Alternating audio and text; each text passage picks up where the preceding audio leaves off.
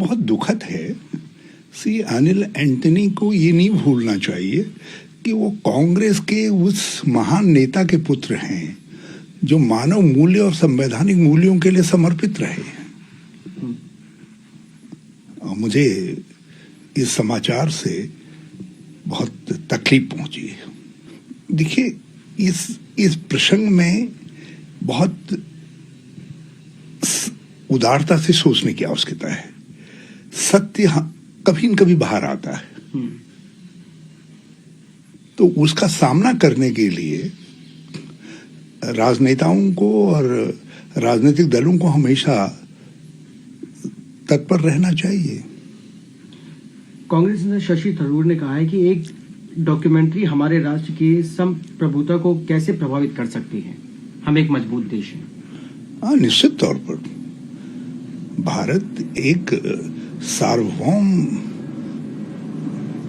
राष्ट्र है जिसकी अपनी संप्रभुता लोकतंत्र पर आधारित है, संवैधानिक मूल्यों पर आधारित है, हमारे सैनिकों के बलिदान पर आधारित है, हमारे देश के स्वतंत्रता संग्राम सेनानियों के संघर्ष पर आधारित है। तो वो कैसे किसी एक न्यूज एजेंसी ने कुछ बना दिया, उसको लेकर के हम इतने चिंतित हो जाएं कि देश में सरफुटबल हो। और मैंने कहा ना कि सत्य हमें कभी न कभी बाहर आता है। शाहरुख खान की फिल्म जो मगर आज जो है वो रिलीज हुई है, उसको समर्थन मिला है, और दूसरा कई जगह पे उसका विरोध प्रदर्शन भी हुआ है। सर,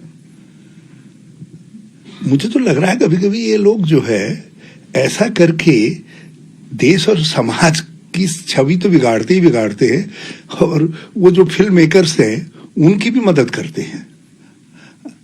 यूं तो शाहरुख खान किसी पहचान के मोहताज नहीं है, मगर उनको और उनकी फिल्म को ऐसे विरोध करने वाले लोगों ने एक इंटरनेशनल ऐसी मूवी बना दिया है जिसको देखना हम जैसे लोग भी क्यूरियोसिटी पैदा हो रही है, जिन्होंने 30 साल से शायद मूवी देखी नहीं। सपा नेता ने रामचरितमानस को प्रतिबंध करने के लिए या फिर कुछ ऐसे विवादित जो बयान है उसमें हटाने की बात करी है, और ये कहा है कि गोस्वामी वाल्मीकि को किसने मौका दिया, किसने हक दिया कि वो ये सब बातें लिखें। देखिए, महर्षि वाल्मीकि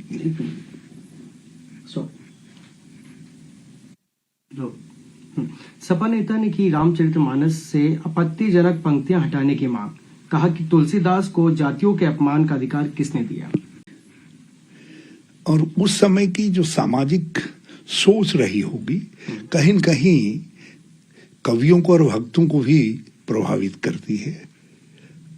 और हमको आज के कालखंड में इस बात को याद रखना चाहिए कि यही राम थे जिन्होंने सबरी के जूठे बेर खाकर समाज को एक संदेश दिया, जिन्होंने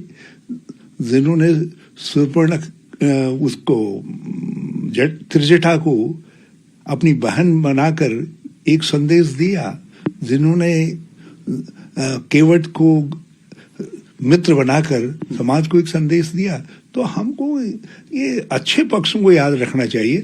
कुछ लोग प्रसिद्धि के लिए ये पुराने ग्रंथों की बातों को, उस समय के समाज काल की बातों को उभार करके समाज के अंदर विद्वेष पैदा करते हैं। वो किसी के हितैषी नहीं है ऐसे लोग, ना अपनी पार्टियों के ना अपने हितैषी। हाँ, अपने को थोड़ा सा जरूर वो चर्चित कर लेते हैं। ഏറ്റവും പുതിയ വാർത്തകളും വിശേഷങ്ങളും അതിവേഗത്തിൽ അറിയാൻ Zee Malayalam news app download ചെയ്യൂ. സന്ദർശിക്കൂ www.zeemalayalamnews.com.